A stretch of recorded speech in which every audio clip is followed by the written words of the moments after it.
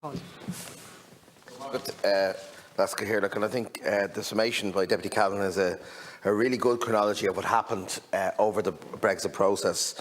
And I think we have to look back at what has happened in the peace process in order to understand where we are. And it was particularly welcome as the co-convener of the US-Irish Friendship Group to welcome, along with Senator Byrne and the Cathaoirleach and the Ceann Comhairle, Chairman Richie Neal and his delegation this week, because I think it allows us to reflect on the peace process. There's three fundamental principles that this peace process is built on.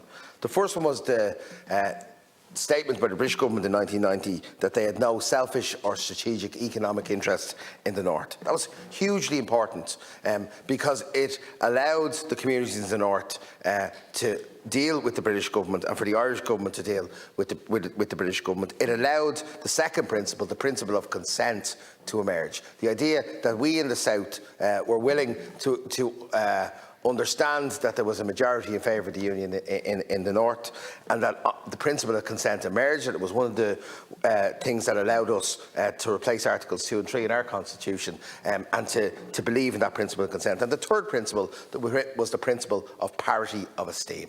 The idea that both communities should be seen, that both communities should be respected, and that there should be no tyranny of the majority that the previous Stormont regime had exercised. No selfish strategic interest, the principle of consent, the idea of parity of esteem. Unfortunately, the Brexit process has tore up many of those principles by the British government's actions. Throughout the Brexit process, they have used both their selfish and strategic interest to negotiate using the North in the Brexit process, and the Irish government have been good at calling that out, but we need to continue to do that. The principle of consent was clearly breached when the majority of people in the North voted against Brexit, and yet their constitutional arrangements will change as a result of it. And the last issue is the idea of parity of esteem. And the reason I say it is because it brings us to our current impasse. There was no majority cross-community consent for Brexit, and there is no cross-community consent for the protocol. But those things came about because of the failure of the British government to do the hard work, to have a long-term plan, and to engage with the issues in the North in a meaningful way, in the way the previous British administrations did. And so other members of the Chamber here perhaps have been critical or have demonised the Unionist response. And let me take a different action, because I believe the two parties, large parties in the North, should have done far more in the last 15 years to build greater community consent. But I'm not going to demonise the Unionist community. I'm going to do something else.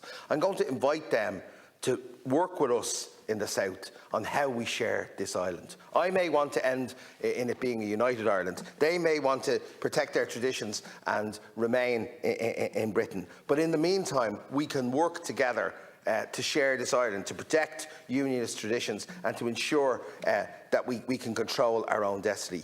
They are in an abusive relationship with the British government. The British government have let them down over and over again.